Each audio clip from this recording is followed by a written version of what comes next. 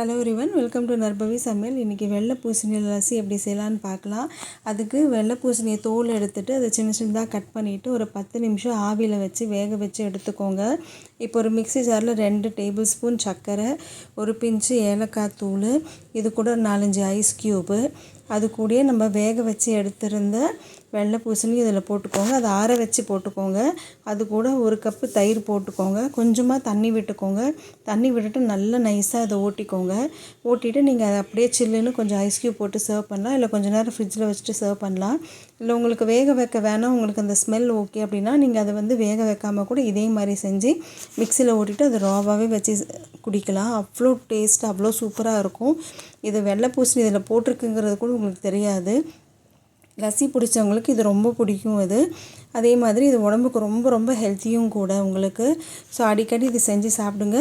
Try பண்ணி பார்த்துட்டு எப்படி இருக்குன்னு சொல்லுங்கள். அன்போடு சமைங்க, ஆரோக்கியமாக சாப்பிடுங்க. நன்றி.